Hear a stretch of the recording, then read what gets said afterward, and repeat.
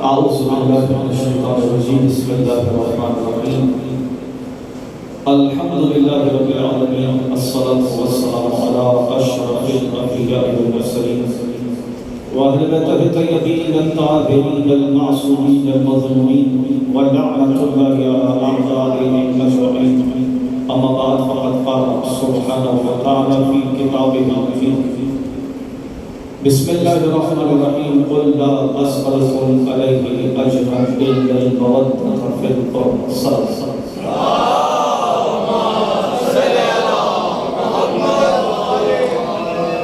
بارگاہ امام زمانہ علیہ السلام میں انجمن امام زمانہ اور انجمن مخدومہ قومین کی جانب سے اتنا عظیم الشان اور پرنور اس جشن کا اہتمام ہے اور اگرچہ مجھے حکم تو یہی ہے کہ دعائیہ کلمات کا لیکن جتنی عمدہ محفل ہے تو میرا بھی حق بنتا ہے کہ میں بھی شامل سوال ہو جاؤں کہ ذکر ہے وہ بادشاہ کا رضوان بھی ماشاءاللہ بہت اچھے انداز والا امام رضا علیہ السلام کی تعریف بیان کر رہے تھے تو ایک تعریف میں بھی آپ کی خدمت میں مولا کی بیان کرتا ہوں اور میری کیا اوقات ہے وہ تعریف میں نے نہیں کی خود سرکار مصطفیٰ نے اپنے فرزند کی تعریف فرمائی سرکار دعا فرماتے ہیں کہ جو شخص دنیا میں میرے بیٹے علی رضا کی زیارت کرے ایسا ہے کہ اس کے عرش پر اللہ کی زیارت کرے یہ کائنات کا رسول ہے جو کہ آٹھویں امام سرکار والا امام رضا علیہ السلام کی اور جیسا کہ رضا بھائی فرما رہے تھے کہ صرف چاہنے والے نہیں آتے مومنین نہیں آتے عزادار نہیں آتے ملائکہ آتے ہیں انبیاء کرام آتے ہیں اور خدا کی قسم میں نے اپنی گناہگار آنکھوں سے دیکھا جو مومنین گئے ہیں اللہ ہمیں بار بار لے جاتے ہیں جو نہیں گئے مولا رضا کی زیارت کے لیے پروردگار وہ سب کو بار بار اور امام رضا کی زیارت کیسے کرتے ہیں آپ چلے جائیے کسی بھی 24 گھنٹے میں کسی بھی لمحے چلے جائیے بارگاہ امام رضا آنکھوں دیکھ حال گئے ہمارا آنکھوں دیکھ میں نے سوچا کہ رات کو 2.5 دن پہلے جاؤں گا تو سہولت سے زیادہ ہو جائے گی خدا کی قدم اتنا ہی رش ملا جتنا دل میں تھا اب تو مان یا نہ مان یہ حقیقت ہے کہ مولا رضا کی زیارت کے لیے فقط انسان نہیں آتے جنات بھی آتے ہیں ملائکہ بھی آتے ہیں انبیاء بھی آتے ہیں جس ٹائم چلے گا کوئی لمحہ ایسا نہیں ہے اتنا آسان نہیں ہے مولا کی زمین تک پہنچنا 24 گھنٹے میں کسی بھی لمحات چلے جائے ایک صلوات پڑھ لیجیے مولا رضا علیہ السلام کسی نے سوال کیا میرے نبی امام سے امام محمد تقی علیہ السلام کہا یہ بتائیے کہ آپ کے بابا کو رضا کیوں کہا جاتا ہے اردو میں ہم رضا کہتے ہیں سہیلت رضا رضائیت رضا مولا فرمایا کہ میرے بابا علی کا لقب رضا اس لیے ہے کہ وہ خداوند عالم کی توحید سرکار مصطفیٰ کی نبوت پر اور تمام ائمہ کی امامت پر راضی تھا اس نے پلٹ کے سوال کیا کہ مولا یہ صفت تمام ائمہ میں ہے تو سب کا لقب رضا کیوں نہیں خصوصاً آپ کے بابا علی کا لقب رضا کیوں ہے امام نے فرمایا کہ اللہ نے ایک خصوصیت میرے بابا کو ایسی دی جو دیگر معصومین کو نہیں مجھے مولا وہ کون سی فرمایا وہ یہ ہے کہ میرے بابا رضا سے اپنے بھی راضی تھے پرائے بھی راضی تھے یہ ولی عہدی ایسی کوئی زندگی نہیں نا مولا دشمن راضی تھا جو خون کا پیاسا وہ بھی راضی مولا کی ولایت سے مولا کی ولی حدیث ہے اپنا بھی راضی پرائے بھی راضی ایک خوارج میں سوال کر دیا میرے آگے میں امام سے کہ مولا آپ خود فرماتے ہیں اماموں کافر اور آپ خود فرماتے ہیں کہ میں فرزند رسول میں حجت خدا امام معصوم پر کہہ رہا خوارج میں سے ایک شخص ہے خارجی ہے وہ کہہ رہا کہ مولا آپ تو فرزند رسول ہیں تو پھر آپ نے اس قاسم کی ولی عہدی کو قبول کیوں کی دیکھیے ہمارے یہاں بہت سارا بڑا مسئلہ ہے کہ امام نے لہو مامون کی ولی عہدی کو قبول کیوں کر دی یہ بھی مسئلہ ہے مولا خود اپنی زبان مبارک سے جواب ارشاد فرما رہے ہیں تو دیکھیے کتنا خوبصورت مولا نے جواب دیا کہ خدا کی قسم اس سے بہترین جواب ہو ہی نہیں سکتا امام نے فرمایا کہ یہ بتا کہ تو کہتا ہے کہ میں نے اس کافر کی اس معصوم کی ولی عہدی کو قبول کیا مولا فرماتے ہیں یہ بتا کہ عزیز مصر بڑا کافر تھا یا معمول بڑا کافر ہے؟ کون بڑا کافر ہے؟ تو مولا عزیز مصر بڑا کافر ہے، اس لیے وہ تھا ہی کافر تھا۔ امام نے فرمایا کہ وہ تو تھا ہی کافر، عزیز مصر کافر تھا، قرآن نے بھی کہا کہ کافر ہے، معمول کافر ہے، اس کے اعمال کافر والے ہیں، لیکن اس نے خود پر مسلمان ہونے کی مہر لگا رکھی ہے۔ کب خداوند عالم قرآن مجید میں سورہ یوسف میں ارشاد فرما رہا ہے کہ جب عزیز مصر کافر ہے، اس کے باوجود ایک نبی کے نبی بیٹے حضرت یوسف نے اس کی ولی عہدی کو قبول کیا، یہ تو پھر بھی ظاہر مسلمان ہے۔ یہ کتنی خوبصورت طریقے میرے مولا صلوات پڑھیے گا۔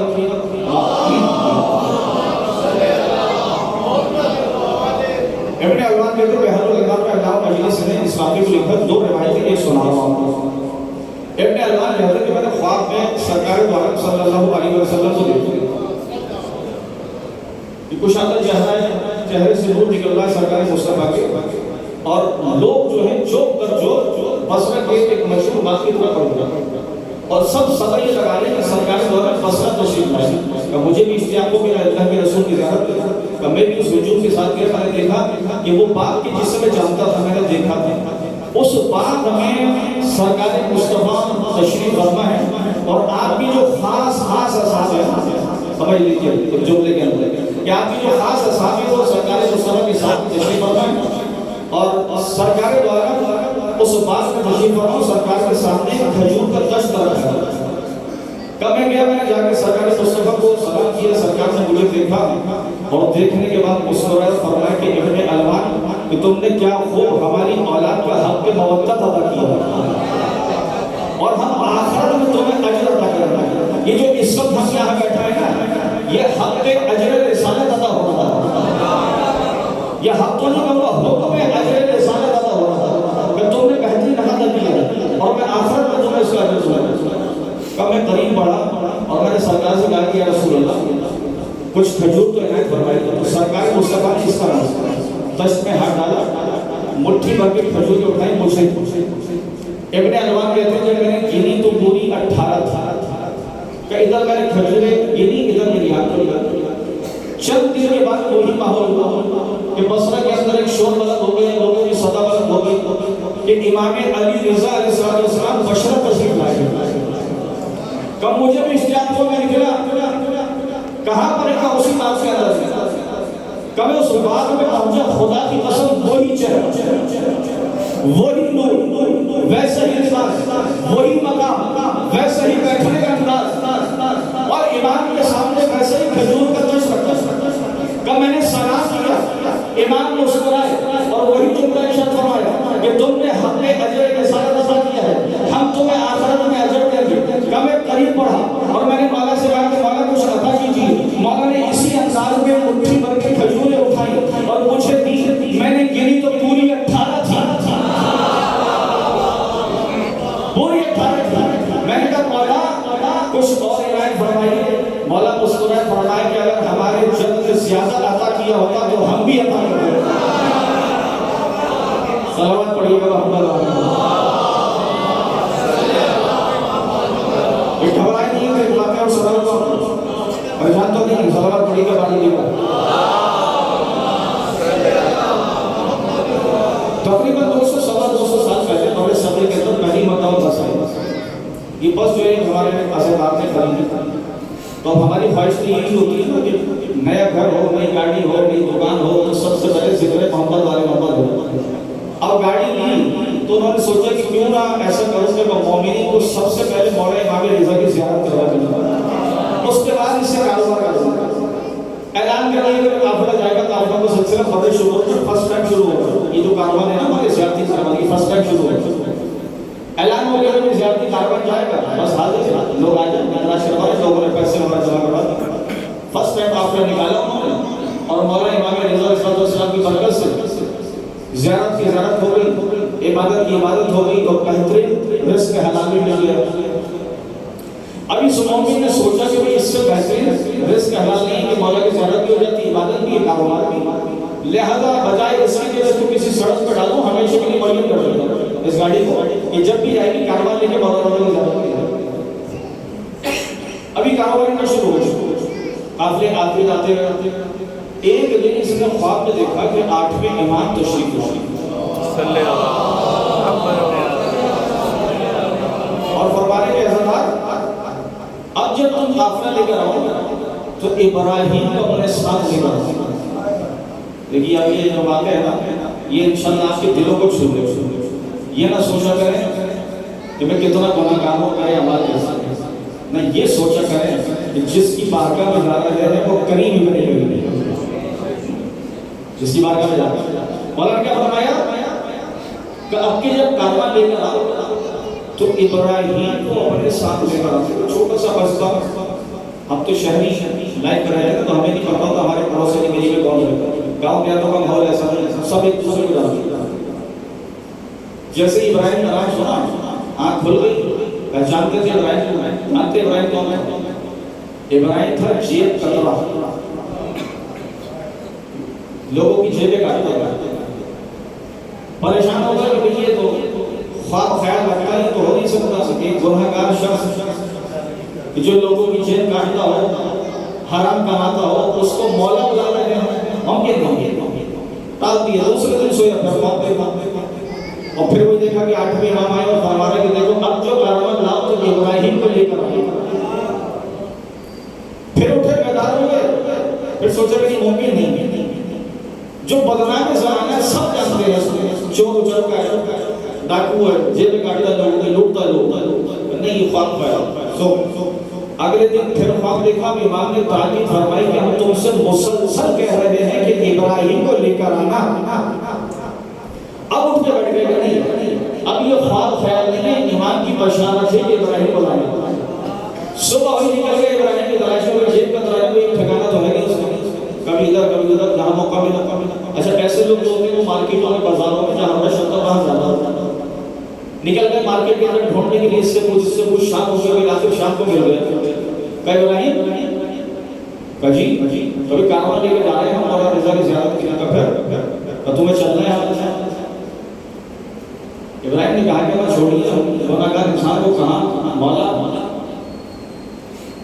میری کہاں بات ہے کہ مولا رضا صلی اللہ علیہ وسلم کی زیارت کی جائے. کہتے نہیں تمہیں چلنا پڑے گا.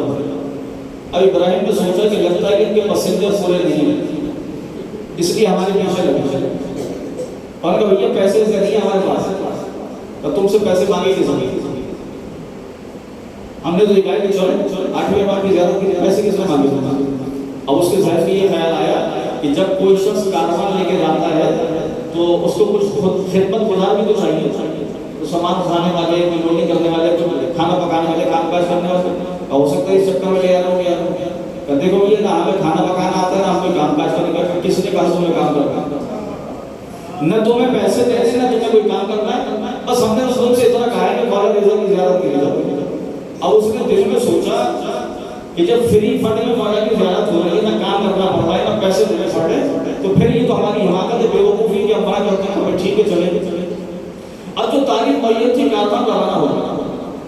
آپ جو کہیں ہیں نا بائی روڈ آنے دیکھا ہوگا, کوئٹہ سے آگے نکلنی سارا بیابان جنگل, کوئی کاٹ مار کے ڈال دے پتا نہ جنگل. اس زمانے میں کیا عالم, ریگستانوں سے جو گاڑی گزرنی چلی جاتی صحرا سے, اور نتیجہ کیا ہوا کہ آگے سے راستہ گاڑی روکی تو ڈاکو نے چاروں طرف سے گھوڑوں پہ آ گئے, تلواریں چھرے ڈنڈے ان کے ہاتھوں میں, اس کو کیسے چاروں گھس گئے گاڑی کے اندر. چھوڑے دکھا کہ ایک ایک کو لوٹ لیے, جس کی جتنا مال تھا سب نکالا. سب کا مال نکالنے کے بعد ڈکیت باہر آئے, کہا کہ یہاں سے لے جاؤ گاڑی. اب ڈرائیور نے وہاں سے جان بچانے کے لیے گاڑی لگائی اور کچھ فاصلے میں جا کے گاڑی روک دی اور زور زور سے رونے لگا. ابھی یہ ابراہیم بھی آیا کہ بھائی رو کیوں رہے ہو, خدا کا شکر ادا کرو جان بچا. کہاں سے جان بچا, سب کچھ تو لوٹ کے لے گئے. پیٹرول تک کے پیسے چھوڑے تھی انہوں نے, صحرا میں کھڑے ہوئے نہ ادھر جا سکتے نہ ادھر جا سکتے. انہوں نے چھوڑ دی, بھوک پیاس سے مرا سی کب پریشان بھی ہوتے. کتنے پیسے گئے تو سارے, اب اتنے گئے کہ ہم سے گئے. کب بس میں اعلان کرتا ہوں جس کا جتنا مال ڈوبا ہے ابراہیم دینے کو تیار ہے, جس کا جتنا مال کیا میں دوں گا. اب وہ بڑا پریشان ہے, کل تک تو یہ رو رہا تھا کہ میرے پاس پیسے نہیں, اب یہ دعویٰ کر رہا ہے کہ جس کا جتنا گیا میں دوں گا. اور وہی ہوا کہ اس نے لائن لگوائی, تمہارے کتنے اتنے نکالے, تمہارے کتنا ادھر نکالے دیجیے، ایک ایک پیسہ جس کا جتنا مال گیا تھا سب کو دے دیا۔ اب وہ ڈرائیور پریشان، بازار پریشان، اس نے کہا ابراہیم بھیا تمہارے پاس تو پیسے تھے نہیں، آئے کہاں سے؟ بڑا کہ بات دراصل یہ ہے کہ جب ڈاکوؤں نے گاڑی کو روکا اور وہ چھوڑے اس تلوار لے کے گاڑی کے اندر چڑھ گئے، آپ ہو گئے بدحواس، ہر آدمی وہ کھڑا ہوا تھا گھبراہٹ کا شکار، ہر آدمی بدحواس تھا، ہم تو ہیں جب کہتے تم بدحواس کہاں سے ہیں جب کہتے، وہ تمہاری جیب سے نکال رہے تھے، ہم دیکھ رہے تھے کس کا مال کس کی جیب میں جا رہا تھا۔ وہ تمہاری جیب سے نکالتے رہے، ہم اس کی جیب سے نکالتے رہے، ہمیں پتہ نہیں چلا۔ تو جس کا مال جتنا گیا تھا اس سے زیادہ ہم نے لوٹ لیا۔ صلوات پڑھے محمد۔ جیسے ہی اس نے حضرت علی نے سنا، ایک مرتبہ مشہد مشہور کیا، آنکھوں سے اشک بہنے لگے اور کہا کہ خدا کی قسم اب میری سمجھ میں آیا کہ 8ویں امام نے کیوں فرمایا تھا کہ ابراہیم کو کیوں فرمایا میرے مولا نے ابراہیم کو نہیں آیا۔ ابراہیم نے جب سنا سکتے میں آ گیا کہ تم نے کیا کہا؟